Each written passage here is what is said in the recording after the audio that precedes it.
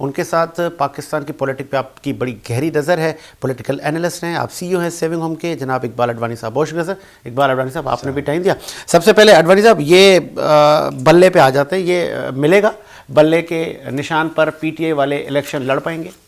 नहीं, मुझे नहीं लगता कि बल्ले का निशान इनको मिले।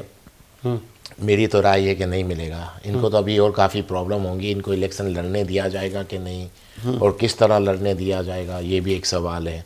और मुझे नहीं लगता बल्ले का निशान इनको मिले। देखें, अभी 1-2 दिन में तो पता चल ही जाएगा, लेकिन मेरी अपनी राय ये बहुत मुश्किल है। पीटीआई को काफ़ी तकलीफ रहेगी इलेक्शन लड़ने के लिए भी। इनको बहुत, यानी इनको पीपल्स पार्टी को लेवल प्लेइंग फील्ड मिलने का सिलसिला जारी है। बड़ी बड़ी शख्सियात शामिल होती जा रही हैं। सरफराज बुगटी भी बलोचिस्तान में शामिल हुए, दीगर हमारे ज़राए बता रहे हैं, और शख्सियात शामिल होंगी पीपल्स पार्टी में। तो इस पूरे स्ना में पीटीआई को कोई स्पेस नहीं है, घर बैठ जाए? नहीं, पीटीआई को तो कोई स्पेस नहीं है। बस पीपल्स पार्टी को और नून लीग को तो स्पेस मिल ही रही है। नून लीग कहती है कि पीपल्स पार्टी लाडला ग्रुप हो गया है, और वो कहते हैं ये लाडला है। तो इनको स्पेस मिलेगी दोनों को, और पीटीआई के लिए तो कोई स्पेस नहीं है। मेरे हिसाब से तो इनको कोई स्पेस नहीं मिलेगी। और ये जो इलेक्शन होने जा रहे हैं 8 फ़रवरी को, तो इसमें जो पीटीआई के कैंडिडेट हमारे ज़राए बता रहे हैं वो कागजात नामजदगी जमा करवा रहे हैं। जब नाम जमा करवा रहे हैं तो ये कैंपेन भी चलाएंगे।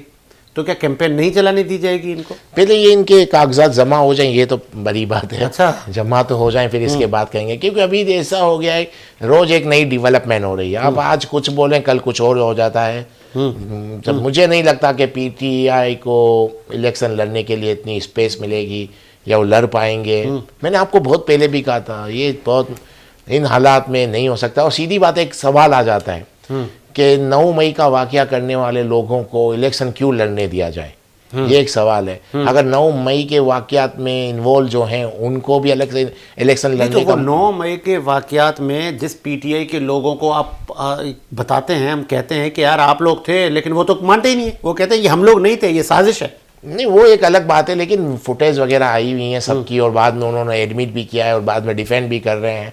और सबसे बड़ी बात, डिफेंड खान साहब को ये कर रहे हैं, तो खान साहब तो मुलविस थे ना।